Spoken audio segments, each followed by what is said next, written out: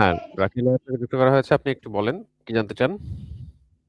হ্যাঁ, স্যার আমরা হচ্ছে এক রিলেটিভের বাসায় বেড়াতে যেয়ে তাদের পোষা বিড়ালে আমার বাচ্চাকে নাকি আঁচড় দিছে। তখন আসলে আমি ওখানে প্রেজেন্ট ছিলাম না এবং বাচ্চাও আরকি আমাকে বলেনি সে তাকে আঁচড় দিছে বা কিছু, এবং আমরা কেউই দেখিনি ব্যাপারটা।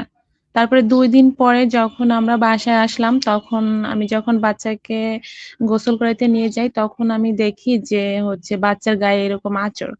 তো তখন আমি জিজ্ঞাসা করলাম, "বাবা এখানে কি হয়েছে তোমার?"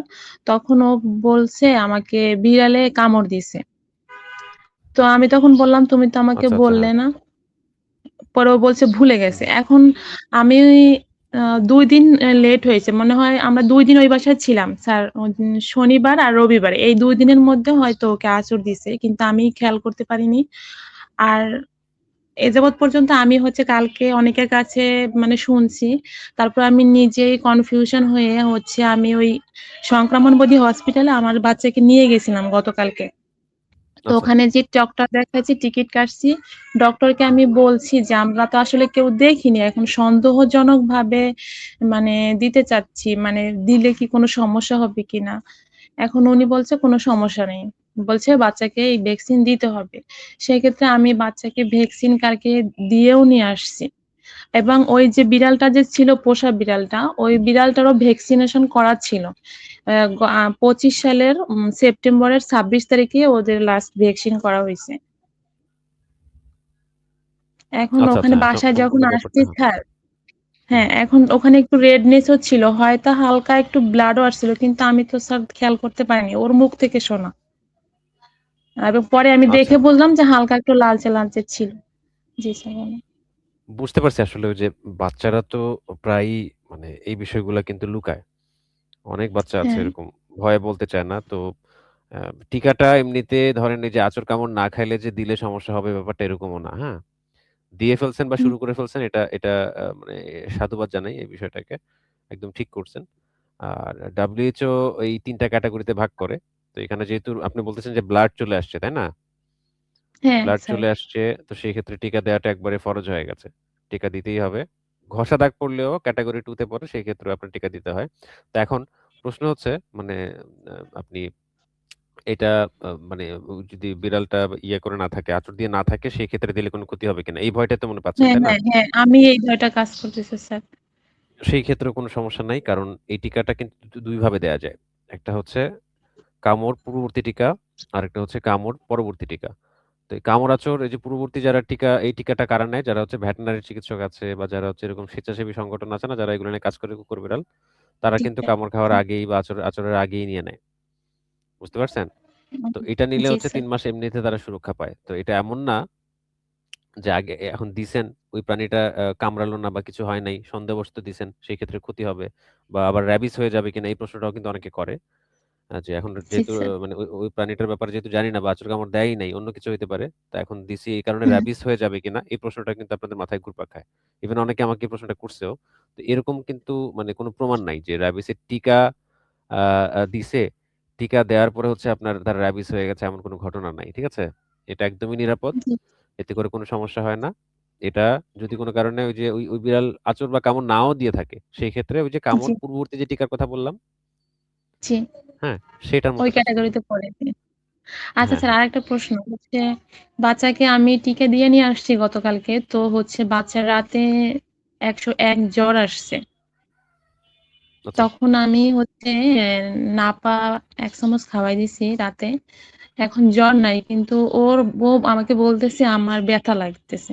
এখন আসলে ও স্পেসিফিক ওর কোথায় ব্যথা লাগছে সেটা ও বলতে পারতেছে না। কিন্তু ও বলতেছে আমার ব্যথা করে।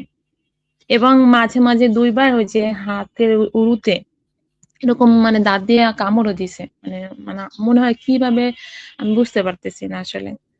এখন ওরা আচ্ছা কোথায় এটা ব্যথা তো করে ও বলতে পারতেছে না নাকি? এটা তো ওই যে আপনার ২ পাশে দিছে না টিকাটা? হ্যাঁ, ২ পাশেই দিছে স্যার। ২ পাশে চামড়ার মধ্যে দিতে হয় আরকি আইডিতে। তো আরও তো ২ হুম। বার দিতে হবে। তো এটা খুবই মানে সাধারণ সমস্যা। যেটা আপনি বললেন না মানে যে আমিও তো ব্যথা অত ভয় পাই না। কারণ ভ্যাকসিন দিলে তো সাধারণত একটু জ্বর আসেই নরমালি।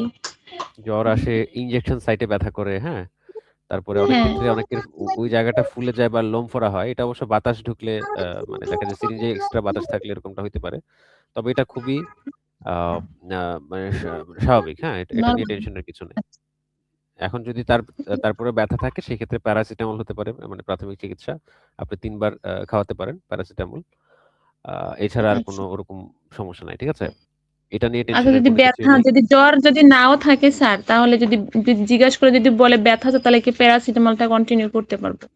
হ্যাঁ, হ্যাঁ, জ্বর ব্যথার জন্য আপনি হুম। প্যারাসিটামল এটা কন্টিনিউ করাই যায়। এটা ওটিসি মেডিসিন। এটা আ ৮ ঘন্টা পর, পর দেয়াই যায়। এটা কোনো সমস্যা না।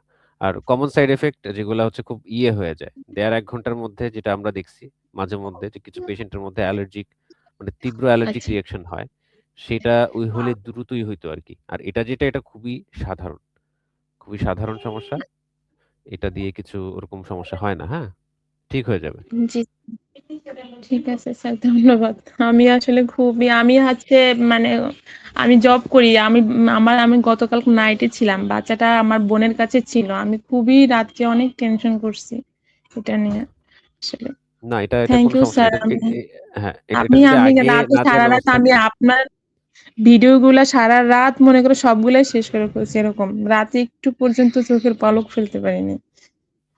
বুঝতে পারছি আসলে এটা তারপরে তো মানে রাতেও খুবই আমি হচ্ছে আপনাকে নক করে ফেলছিলাম, কিন্তু অনেক রাত পরে আর ভাবছি এখন আর কিছু বলব না, থাক। বাসায় গিয়েই বলব। না ঠিক আছে। এই বিষয়গুলো তো আসলে সচেতনতার প্রয়োজন আছে। এগুলো আমরাও চেষ্টা করি সচেতনতা ছড়িয়ে দিতে। কিন্তু আসলে অনেক মানুষ নক করে তো সবাইকে ওইভাবে মানে আগের মতো হ্যাঁ, সময় দেওয়া সম্ভব হয় না। চারপাশে এরকম থাকে সবাইকে এটা তো ওইভাবে করা যায় স্বাভাবিক। না। সবাই তো এটার ব্যস্ত সমস্যা থাকে। নাই। যেহেতু এটা আগে এই টিকাটা যেহেতু কামড় পূর্ববর্তী দেয়ার মানে সুযোগ আছে, সেই ক্ষেত্রে এটা কোনো আ ক্ষতির সম্ভাবনা নাই আরকি, হ্যাঁ? আর এটা অনেক আগে থেকে চলছে। এই সেল কালচার ভ্যাকসিনটা হচ্ছে আপনার ১৯৮০ থেকে চলছে। ৪৫ বছর যদি এরকম কোনো ক্ষতির পাইতো তাহলে তো WHO সেটা রিপোর্ট মেরে অনেক আগেই বন্ধ করে দিত। তো এটা জি, ওরকম জি। কিছু না হয় না, মানে হ্যাঁ? এটা উম মানে মানে কি বলবো? মানে আ সন্দেহজনকভাবে দিলে যে মানে রেবিস ভ্যাকসিন মানে ভাইরাস হবে, এটা আমি মনে করি না। হয়তো একটা অ্যান্টিবডি ওখানে জমা থাকবে। এটার কারণে তো কোনো সমস্যা হবে না। এইরকম। হ্যাঁ, অনেকে ওই যে অ্যান্টিবডি দেখা যায় এই যে আপনার যে ভ্যাকসিন আর হচ্ছে ব্যাপারটা মিলিয়ে ফেলে। এটা কিন্তু অ্যান্টি ভেনম না। হ্যাঁ, সাপ যেমন কাটলে হচ্ছে আপনার হ্যাঁ, অ্যান্টি ভেনম হ্যাঁ, প্রয়োজন হ্যাঁ। হয় সেটা কিন্তু হাসপাতালে নিলে কিন্তু তার ব্লাড ক্লটিং চেক করবে। ২০ মিনিট এগুলো পর্যন্ত চেক হচ্ছে তার করে, হ্যাঁ ব্লাডটা স্যার। টেস্ট টিউবে নিয়ে হচ্ছে চেক করবে। যদি সেটা ওই ক্লট হয়ে যায় সেক্ষেত্রে এটা বিষধর না, সাপ ধরা হয় আরকি। আর যদি ক্লট না হয়, হুম, তরল থাকে সেক্ষেত্রে বুঝতে হবে যে সেটা আপনার বিষধর। তখনই কিন্তু অ্যান্টিভেনম শুরু করতে হয়। তো অ্যান্টিভেনমটা যদি এই চেকটা জি। না করে দেয় সেক্ষেত্রে কিন্তু আপনার রোগী মারাও যেতে পারে। অ্যালার্জিক রোগী মারা যেতে পারে। রিঅ্যাকশন হ্যাঁ হয়ে মারা স্যার। যেতে পারে। তো হুম, এই যে যেটা হচ্ছে অ্যান্টিবডি বা টিকা দেওয়ার ফলে যে অ্যান্টিবডিটা গ্রো করে সেটা কিন্তু অ্যান্টিভেনম এর মতো না। ভ্যাকসিন সম্পূর্ণ আলাদা জিনিস। সেটার কাজ হচ্ছে জি। এটা দেয়ার পরে আপনার বডিতে হচ্ছে এই যে র‍্যাবিস এর এগেইনস্ট এ হচ্ছে একটা অ্যান্টিবডি ক্রিয়েট করবে। তৈরি হবে। র‍্যাবিসটা যদি আপনার হুম, বডিতে থাকে সেটাকে ডিটেক্ট করবে বা হচ্ছে আইডেন্টিফাই করবে দেন হচ্ছে সেটাকে ধ্বংস করবে। আবার সেটা হুম, তার অবস্থানে মানে এই যে ৯০ দিন পর্যন্ত ৩ মাস। এই যে আপনি টিকার কোর্সটা পুরা করবেন না হ্যাঁ, এখন? হ্যাঁ। ৩ টা ডোজ তো নিতে হবে। এই মানে লাস্ট ডোজ থেকে আচ্ছা, আপনি ৩ মাস কিন্তু আবার সেফ। যতই ৩ মাস। কামড়-আঁচড় দেক হুম, হ্যাঁ, সেই ঠিক ক্ষেত্রে আছে। কিন্তু কোনো সমস্যা নেই। তো এই হচ্ছে ব্যাপার। এই ৩ মাস হচ্ছে এই অ্যান্টিবডি লেভেলটা আপনার একদম অ্যাক্টিভ লেভেলে থাকে আরকি। বুঝতে পারছেন? এটা অ্যান্টিভেনম না। অ্যান্টিভেনম হলে আপনি ওই যে মানে যে চিন্তাটা করছেন এটা মানে দেখা যায় অনেকে এরকম অ্যান্টিভেনমের মতো কাজ করবে কিনা আবার ভয় পায়। কিন্তু এরকম কিছু না। ভ্যাকসিনের কাজ হচ্ছে জাস্ট অ্যান্টিবডিটা নির্দিষ্ট একটা সময় পর্যন্ত অ্যাক্টিভ থাকবে। পেলে হচ্ছে মারবে যেটা যে ভাইরাসের জন্য দেয়া হয়েছে সেটার জন্য। দেন আবার এটা আগের অবস্থানে ফেরত যাবে। দেন একটা নির্দিষ্ট সময় পর সেটা আর বডিতে থাকবে না এরকম আরকি। এই হচ্ছে ব্যাপার। আচ্ছা। ঠিক আছে স্যার, ধন্যবাদ। আপনাকে অনেক, ঠিক অনেক আছে তাহলে ধন্যবাদ। আপনার যদি আর কোনো প্রশ্ন না থাকে তাহলে আপনাকে বিদায় জানাই। ঠিক আছে স্যার। ঠিক আছে ভালো আসসালামু থাকবেন। আলাইকুম। ওয়ালাইকুম আসসালাম। আচ্ছা।